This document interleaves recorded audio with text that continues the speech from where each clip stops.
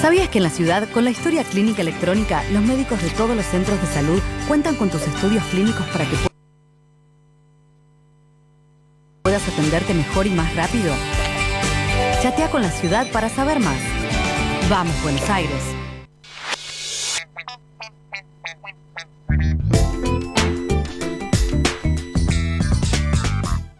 Encontramos un estado plagado de clientelismo.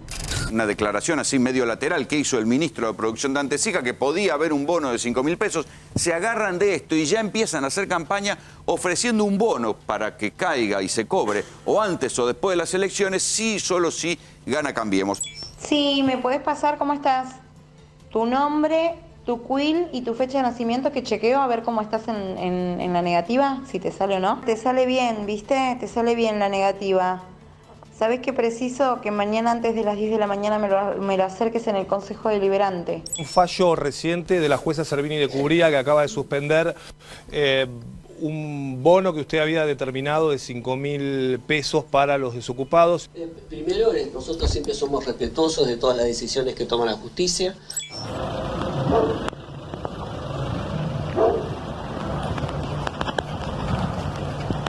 Vení, perdóname. Hola. Discúlpame, ¿están repartiendo material de Cambiemos? A ver, mostrame. Desde la municipalidad, con la camioneta de la municipalidad, ¿Nos alcanzaron con la camioneta de la municipalidad ustedes están bajando de Inspección General material de Cambiemos en bolsas de la municipalidad, reparten boletas de Cambiemos. Sí. Acá en Tucumán nos juntamos unos cuantos productores y acordamos pagarle un bono de 5.000 pesos si Mauricio Macri pasa a segunda vuelta. Este bono se pagaría con el sueldo de octubre al personal, o sea, del 1 al 10 de noviembre. ¿Se acuerdan de todo lo que se habló contra el clientelismo? ¿Sí?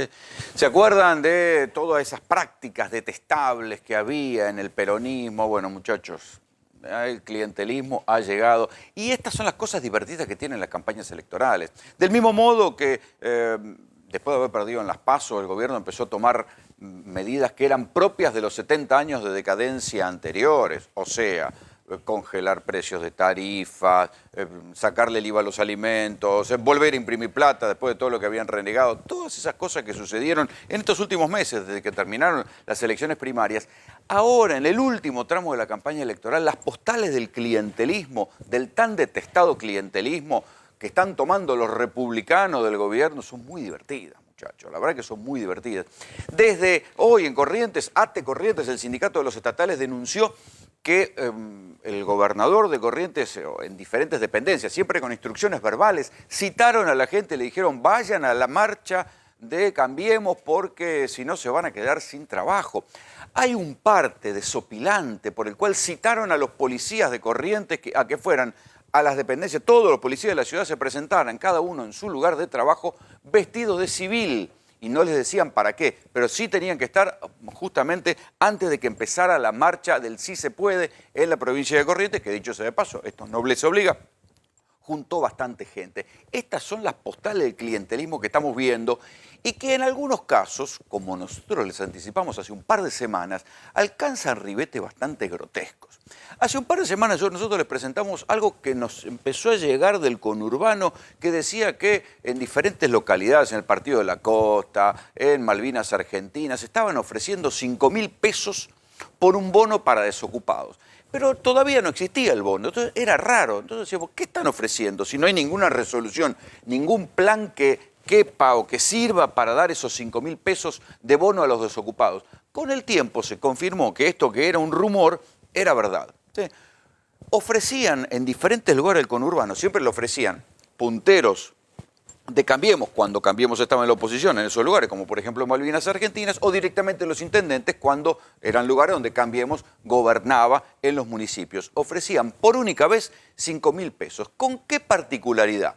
Esto era que los 5.000 pesos se anotaban ahora, antes de las elecciones, y se cobraban después de las elecciones. ¿Cuántos eran los subsidios que estaban ofreciendo? 114.000 subsidios a razón de 5.000 pesos cada uno, eran más o menos 570 millones de pesos. ¿Qué fue lo que sucedió? Aquí está la resolución judicial.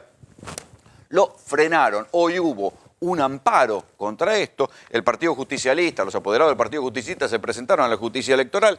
El fiscal Jorge Dilelo dijo, che, esto es clientelismo, esto es inducir al voto, es un delito según el Código Electoral. Ofrecer plata para inducir al voto o para que alguien cambie el voto es un delito. Y al ministro que ustedes veían ahí, un hombre de extracción peronista, que piensen que alguna vez integró el gabinete de Aníbal Fernández en la provincia de Buenos Aires, a Dante Sica, ministro de la Producción, le dijeron, no va más, no puede hacer esto. Era tan extraña la maniobra que ni siquiera la habían publicado en el boletín oficial, la habían publicado en una resolución del Ministerio de la Producción por el cual iban a repartir estos subsidios a ver si lograban mejorar el voto, pero era tan extraño que era casi como diciendo, mira, si gana Cambiemos, si vos votás a Cambiemos vas a cobrar los 5.000 pesos. Así estaba pensado. La jueza María Servini de Cubría dijo, no. No al lugar, esto no se paga, y esta es una de las postales del clientelismo de apuro que está haciendo el gobierno en estos días. Pero claro, se empiezan a ver otras cosas que eran las prácticas detestadas, ¿no? O sea, bueno, ¿cuántas veces hemos escuchado a lo largo de estos 4 años que se acusó al kirchnerismo de robarle la plata a los jubilados? Bueno, hoy, como parte del descongelamiento que hay en Comodoro Pi, el primer procesado del gobierno de Cambiemos es Luis Blaquier. ¿Quién es Luis Blaquier? El titular, fue titular, ahora ya no lo es, del Fondo de Garantía de Sustentabilidad, el famoso Fondo de los Jubilados. Ese fondo que durante la gestión de este gobierno se cometió el milagro de haberlo recibido con 66.000 millones de dólares y dejarlo en 20.000 millones de dólares. O sea, se dilapidaron 40.000 millones de dólares de los fondos de los jubilados, casi tanto como se perdieron reservas del Banco Central. Atención con esto. Bueno, a este señor Luis Blaquier lo agarraron en una obvia, ¿sí? Porque muchas veces no se puede medir cuando hay el gran desastre con una cifra, no se puede medir, no se puede cuantificar, pero sí te pueden agarrar en la más boluda, y esto es lo que le pasó a este hombre. Luis Blaquier era director de 2 grandes empresas, Cablevisión y Arcor. Cuando entra al Fondo de Garantía de Sustentabilidad, decide que había que comprar con la plata de los jubilados obligaciones negociables. ¿De dónde? De Cablevisión y de Arcor, de los 2 lugares donde él venía. Esto en cualquier país serio se considera la puerta giratoria.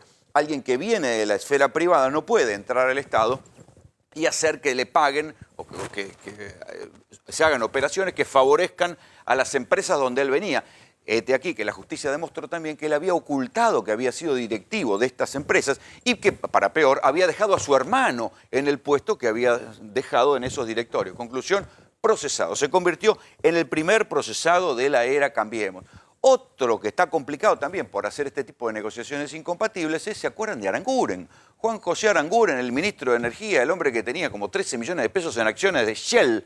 Bueno, ahora descubrieron que, claro, mientras él firmaba resoluciones donde dolarizaban las tarifas y esto disparaba los precios del petróleo, de la electricidad, de todos los insumos que pagamos en el común de las casas argentinas, la empresa Shell se beneficiaba y él tenía 13 millones de pesos en acciones de la empresa. Finalmente ahora Aranguren está siendo investigado, va a ser imputado por la justicia federal que tarda en descongelar, porque esto se sabe hace 3 años y medio más o menos que Aranguren tenía acciones de Shell y que estaba firmando resoluciones para favorecer a Shell.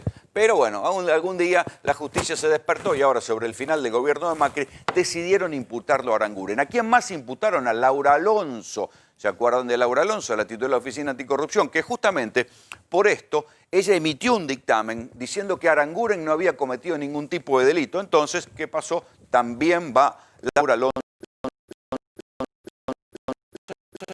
que tienen que ver con las consultoras.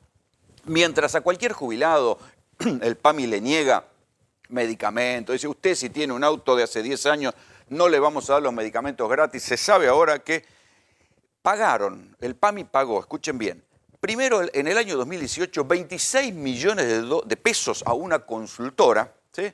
Y este año tiene otro contrato para pagar como 42 millones de pesos a la misma consultora para cosas que no se entienden. Para asesoramiento, para proyectos especiales, una zaraza importante, 26 y 42 millones de pesos le van a pagar a la consultora. Insisto, el mismo PAMI que le niega medicamentos a cualquiera con cualquier excusa. Las postales de lo que está sucediendo en el final del gobierno de Macri y en el final de diferentes gestiones de Cambiemos son absolutamente divertidas. Digo divertidas por decirlo de alguna manera.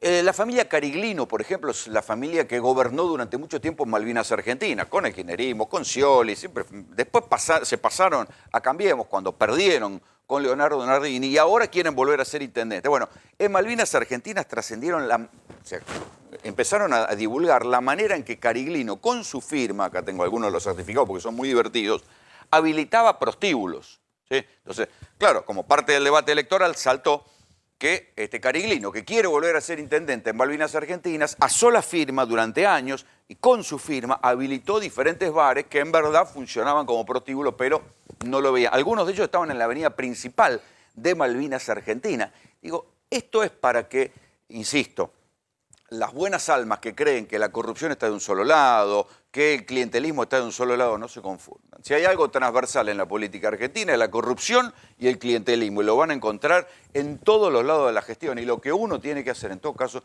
es discernir de manera inteligente. ¿Hubo corrupción en el kirchnerismo y en estos años pasados? Sí, pero también los hubo en estos 4 años pasados del gobierno de Macri. No hay que caer en esas definiciones futbolísticas de pensar que es por una u otra camiseta que se define la corrupción o el clientelismo. Y así les puedo contar otras más divertidas. Pero antes de eso, como parte del descongelamiento de la justicia y la preocupación que tienen los funcionarios que van quedando en la retirada de este gobierno, o este tramo al menos del gobierno de Macri, qué sé yo, a lo mejor hasta gana las elecciones y todo, a lo mejor hasta entra en la segunda vuelta. Hoy pasó algo muy raro en el coloquio de ideas. Coloquio de ideas, ustedes saben, es la reunión de lo que se llama el Círculo Rojo, los principales grupos empresarios de la Argentina. ¿Qué hicieron en el coloquio de ideas? Empezaron a pedirle que si Alberto llega a ganar las elecciones, conserven sus puestos a la gente de la línea, ¿sí? Del Banco Central, de la AFIP, de la aduana, de la UIF. ¿Ustedes se acuerdan que la semana pasada yo les conté que habían hecho inteligencia sobre 21 jueces federales? ¿Quiénes? O sea, se supone que eso fue la AFI, pero metiendo los dedos en las bases de datos, justamente del Banco Central, de la UIF, de la AFIP, de la aduana, de migraciones, y sin embargo los grupos empresarios están pidiendo que esos tipos queden ahí. Está la preocupación que hay, por ejemplo, en la línea de la aduana, que hoy se organizó, yo tengo por ahí, en algún momento se lo voy a mostrar ahora, esta noche en GPS, una extraña invitación que hubo de parte de la aduana a un cóctel sin fotos, sin nada, ¿sí?